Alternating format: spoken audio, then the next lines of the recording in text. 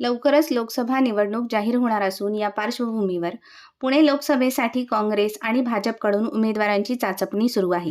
भाजपकडून माजी महापौर मुरलीधर मोहोळ, माजी आमदार जगदीश मुळीक, सुनील देवधर यांची नावे चर्चेत असतानाच उपमुख्यमंत्री देवेंद्र फडणवीस यांचं नाव देखील या उमेदवारीच्या स्पर्धेत आलं आहे. दरम्यान फडणवीस यांनी पुण्यातून लोकसभा निवडणूक लढवली तरी आपणच जिंकू असा दावा कसबा विधानसभा मतदारसंघाचे काँग्रेसचे आमदार रवींद्र धंगेकर यांनी केलाय. त्याला भाजपच्या वतीनं माजी आमदार जगदीश मुळीक यांनी चांगलंच उत्तर दिलं. रवींद्र धंगेकर हे अपघाताने कसब्याच्या पोटनिवडणुकीमध्ये जिंकून आलेत. 2009 साली तुम्ही लढला, 2014ला तर तुमचा दारुण पराभव झाला आणि आता तुम्ही लोकसभेची जी स्वप्न पाहताय, तुम्ही लोकसभा तर सोडा, तुमची विधानसभा पण पुन्हा तुम्ही निवडून येऊ शकत नाही.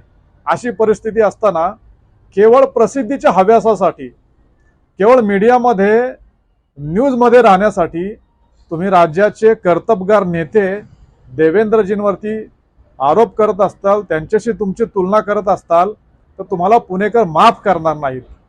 सगळ्या पुणे शहराने तुमचं रूप पाहिलंय. आमदार व्हायच्या अगोदर आपल्याबद्दल जो लोकांचा भ्रम होता तो आता संपलाय. तुमच्याबद्दलचा लोकांचा भ्रम निराश झालाय.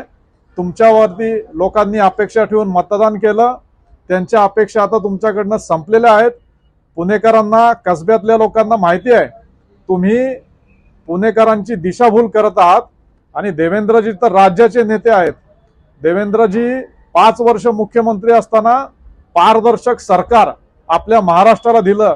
महाराष्ट्रातल्या गरिबांसाठी, कामगारांसाठी, शेतकऱ्यांसाठी, सर्व स्तरातील लोकांसाठी देवेंद्रजींनी काम करून दाखवलं, महाराष्ट्राला पुढे नेलं.